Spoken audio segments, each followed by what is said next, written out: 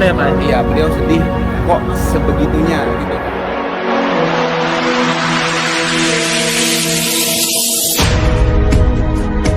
Pejabat tinggi negara ini, mulai dari presiden, wakil presiden,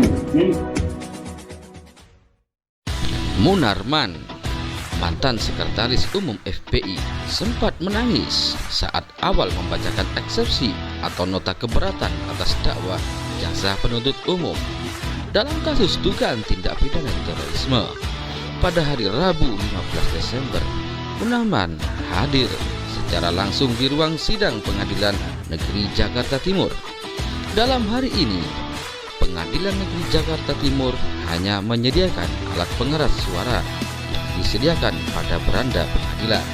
Selain itu, karena kasus yang menjerat Munarman adalah kasus terorisme, maka suasana dalam ruang persidangan tidak dapat ditampilkan. Suara Munarman terdengar terisak saat menyapa majelis hakim, JPU, hingga tim kuasa hukum yang mendampingi kasusnya.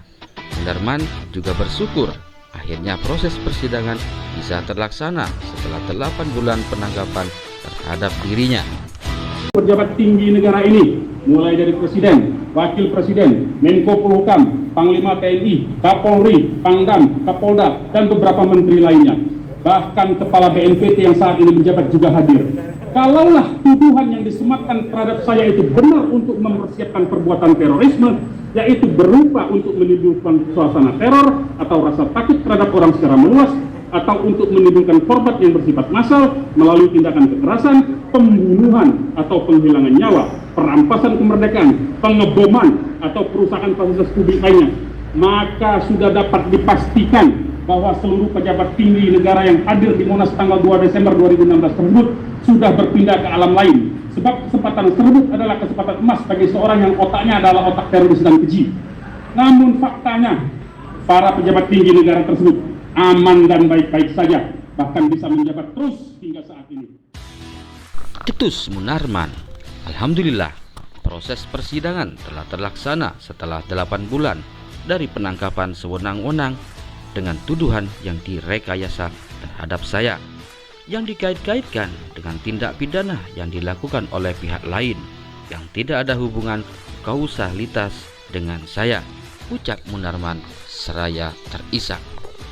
Munarman juga berharap semoga semua yang telah memfitnah saya melalui rekayasa yang sistematis tersebut mendapat azab dari Allah Subhanahu wa Ta'ala. Munarman lantas mengapresiasi JPU yang telah melimpahkan berkas perkaranya ke pengadilan dalam waktu sesingkatnya. Dia turut berterima kasih kepada majelis hakim yang telah melaksanakan persidangan ini dalam waktu yang singkat, sederhana, dengan biaya yang murah, sambungnya, dan telah mengabulkan permohonan saya dan kuasa hukum untuk mendapatkan hak-hak saya sebagai terdakwa. Karena penting sekali, beber dia. Terpisah kuasa hukum Munarman, Aziz Yanuar, membenarkan jika kliennya sempat terisak saat membaca ekspresi karena sedih. Kesedihan itu, kata Aziz, dikarenakan iman yang luar biasa. Iya, terisak karena sedih. Beliau sedih kok segitunya untuk membungkam beliau.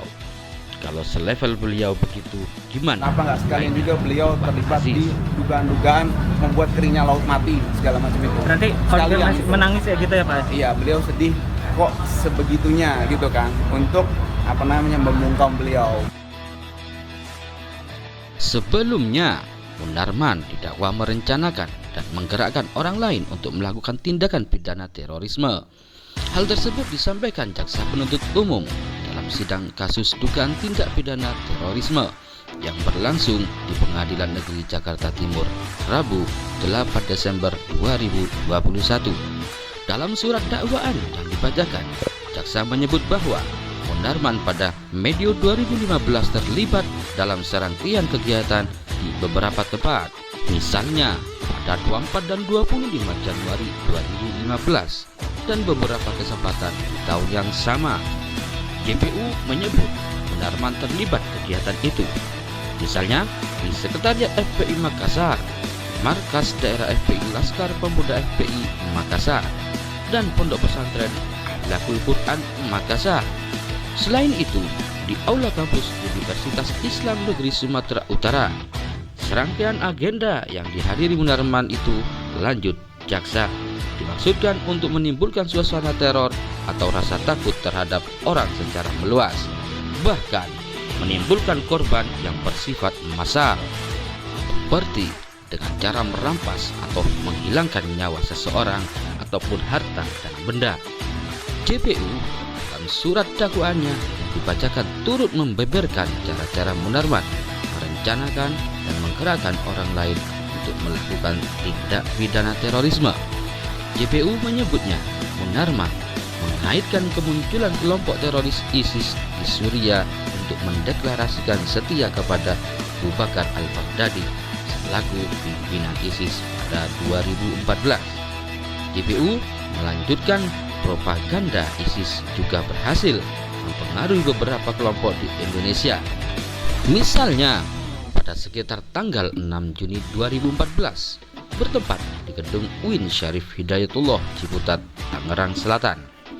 Atas perkara ini, Munarman didakwa melanggar pasal 14 Cuanto, pasal 7, pasal 15 Cuanto, pasal 7, serta atas pasal 13 huruf C Peraturan Pemerintah Pengganti Undang-Undang Nomor 1 Tahun 2002 tentang pemberantasan tindak pidana terorisme yang telah ditetapkan menjadi Undang-Undang Nomor 15 Tahun 2003 tentang Perpu Nomor 1 Tahun 2002 tentang pemberantasan tindak pidana terorisme menjadi UU Juwanto Undang-Undang Nomor 5 Tahun 2018 tentang perubahan atas Undang-Undang 15 Tahun 2003 tentang penetapan Perpu Nomor 1 Tahun 2002 tentang pemberantasan tindak pidana terorisme. Artinya aman-aman saja mereka. Itu tadi disampaikan oleh beliau. Cetus kuasa hukum Munarman seperti yang dilansir oleh suara.com.